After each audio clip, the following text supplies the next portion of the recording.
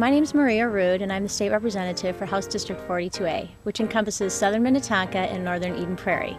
I live in Minnetonka, the Minnetonka side of the district, along with my husband Mark, who's a small business owner, and our two sons, Eric, who's a sophomore at the University of St. Thomas, and Christian, who's a senior at Hopkins High School. When I'm not working to represent you at the Capitol, I work as a nurse practitioner at Park Nicollet Clinic and Uptown Community Clinic. I grew up in Minnesota. I'm a native Minnesotan and attended the public schools here, attended the University of Minnesota. I believe that Minnesota is absolutely the very best place to live and raise a family. Well, she's just a delightful person, very thoughtful, very considerate. In her first election campaign, we said to know her is to vote for her. I like how Maria comes around to have coffee with us every now and then and tries to find common ground. Agreed. You always know if you send her an email or give her a phone call that she'll respond to you and your concerns. I really believe in finding common ground, and that's been the campaign theme that I've been running on since I was first elected back in 2004. Maria Ruud in the last election carried every precinct in 42A in this district. And I think what that says is that both Republicans and Democrats as well as independents could support Maria Ruud, and in fact have voted for her. And this tells us that she has wide appeal because she's one of us and she represents, I think, the best of us. Maria Ruud is a familiar figure in northern Eden Prairie and southern Minnetonka. She's our representative at the Minnesota legislature, and we're delighted that we can again vote for her on November 2nd. Stay with us to find out why and to learn more.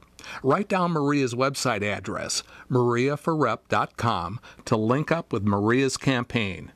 That's mariaforrep.com.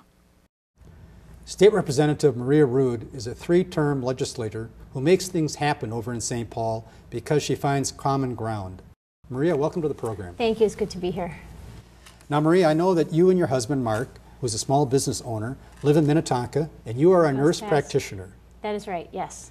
Maria is seeking the support of voters in House District 42A, South Minnetonka, and North Eden Prairie for the fourth time. She wins elections because she has a keen ear, responds warmly and appropriately to her constituents, and is a tough fighter who, with all of that, is a very fine person. What are people telling you? I'd say people are concerned right now. There's a lot of uncertainty Economic out there. stress? Economic stress. People find themselves in situations they never thought they would find themselves in. Their hours were cut. They perhaps have lost their health insurance. I'm hearing a lot about health care. Are people looking for the state or local government or their church or someone to give them a hand? I think they're looking for a new direction. People are looking forward to new leadership in the state. People don't expect government to be all to everyone, but they want effective government. And when they do want government, they want it to be operating well and they want it to be efficient. We have just tremendous residents in our district, just tremendous. People really open up to me and they share with me their concerns. I would say I'm not hearing anger, just really genuine concern for themselves individually, for themselves, their family, and for us as a state. But I'm really optimistic. I grew up in Minnesota. My family settled here. Bloomington. Bloomington, that's right. My grandparents came here from Croatia. They came from extreme poverty. In my father's family, he and two brothers, three of the five boys in his family went on to become dentists. And that just is in our DNA as a state. It's in our DNA for us to want to do better and for us to want to do better for the next generation. I believe that Minnesota is absolutely the very best place to live and raise a family. We are known for having a strong public school system in this area, and I'm proud to represent the three school districts that are in our legislative district: the Hopkins School District, the Minnetonka School District, and the Eden Prairie School District. One of the other things we love about this area is all our wonderful parks and our lakes. I can pop my kayak on a little trailer and wheel it down the street and go right in this lake and kayak. One thing about Maria that people don't know about that I think is kind of cool is she likes to bike to work just about every day, even in the winter, and it's a real bright spot in her day. One day on the way to work, I had a flat tire with my bike, and I was commuting to work. And it was nice because a number of the commuters who I waved to every day stopped and offered to help me, and they did help me. It's become a little community, really, of bike commuters. Twice over these past several years, I was to the Capitol with two different groups that were working on issues and spoke to her and some other legislators, and she was the person that impressed me most with her listening. Others sometimes seem to have their mind already made up. I like Maria Ruud. I met her at the Capitol this spring, and I was impressed. After having served 3 terms, she understands what goes on there. I believe her opponent really hasn't had much of any public service experience previous to that, and it's awfully hard to get anything done in the legislature if you really don't have a clue as to how to go about doing it. Now, you received an award from the Minnesota chapter of the American Society of Cancer. Tell us about that. I was very honored to receive that. The American Cancer Society does a lot of good work, and that it was in recognition of some legislation that was passed. What we know about screening for colon cancer is if you catch it early, if you have the colonoscopy, you can actually remove polyps that would grow into cancer. So we identified a high-risk group that typically doesn't have access to colon cancer screening, and we set aside some money for that, and we're going to pilot that, and that will ultimately save money for the state. Apart from the humanity of the situation, Absolutely. You're saving money for the state. Absolutely, yes. Okay. Yes. And what about the award that you received from the Academy of Family Physicians? I work with family physicians in my work as a nurse practitioner, and that was in recognition of my work, I think, on the healthcare committee, and what we do in the healthcare committee to try to make sure that people have access to health care, and it's comprehensive health care. Now, I could go on, but there's another one that caught my eye and had to do with a leadership award. What was that involved? That had to do with some work that I did on the energy bill a couple of years ago that had to do with the renewable energy standards. The piece of the part of that legislation that I carried had to do with the global warming. It was the Global Warming Mitigation Act, and it set goals for the state to drive down our carbon emissions. And why that was important and why I was really, really honored to carry that and really thrilled that it passed was my first year as a legislator, we could not even get a hearing on the renewable energy standard bill. And the people of Minnesota really were way in front of us as far as renewable energy and global warming is concerned. That was a very nation-leading bill, and very proud of that legislation. Maria Ruud's effective common ground approach to the legislature has won important endorsements and support from her constituents.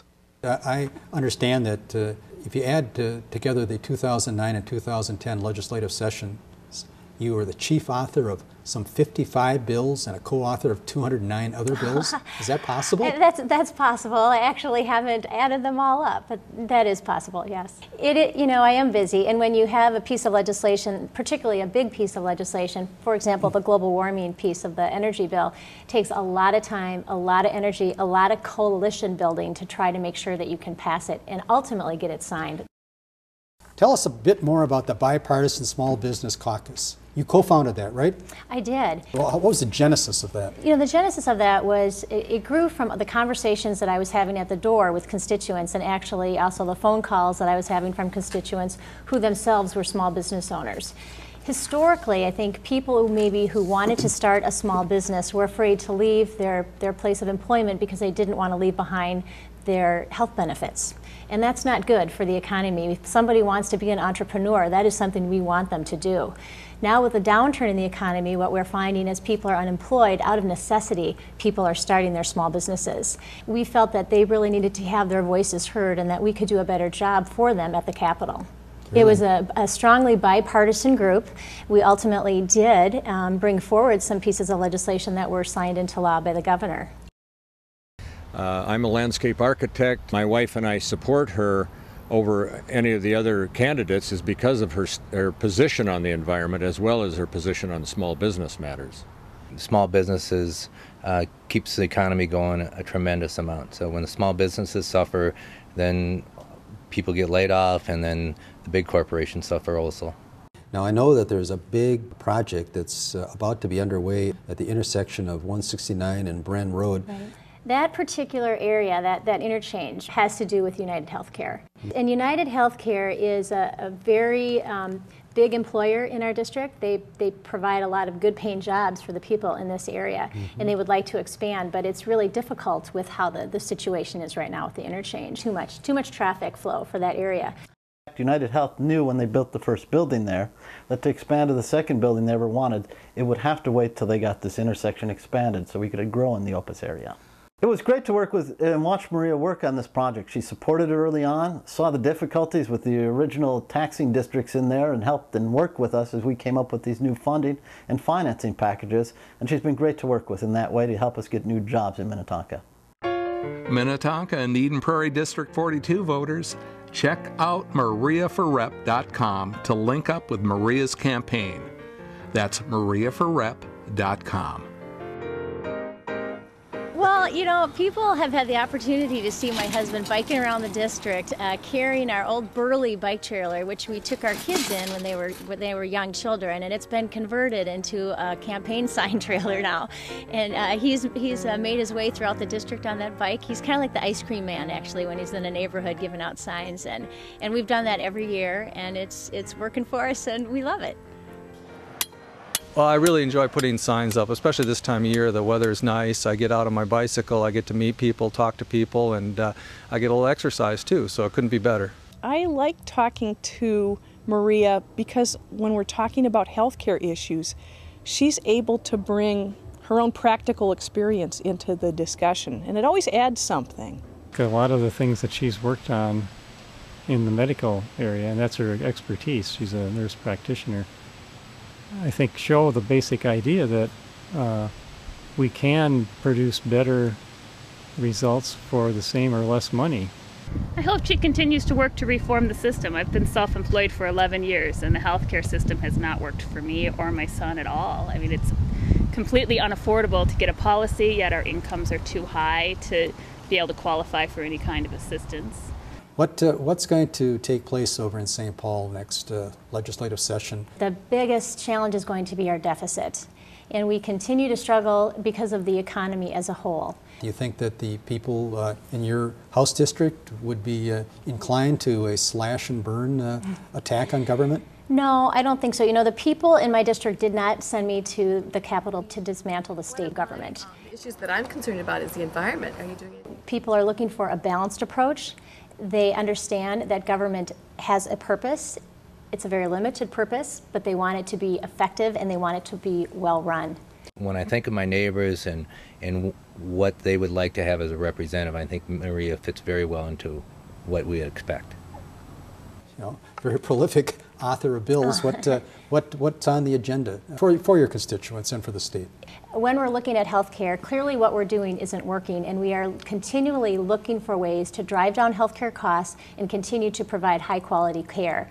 One thing that we can do to kind of start bending that curve is looking at what we're paying for. Right now we are paying for production. When you are a provider, you're not necessarily paid for patient outcome, and we need to try to change that, and I think everyone's on board on that. And what was the other aspect that you would be willing to promote or hope to promote over in St. Paul? Well, education, continuing to look for ways to provide high quality education so we are preparing our children to be the leaders of tomorrow. This world is changing. It's a different world than it was when I was growing up. I think I get my optimism for our state and for the future of our state when I talk to my kids, you know, when I talk to my patients. Well, I feel really strongly about this state. I really love this state, and I decided a long time ago that I wanted to do everything that I could to make this world a better place. And this is out of my comfort zone to be a legislator. I'm a nurse practitioner, but I never want to look back at my life and wish or think that I could have or should have done more.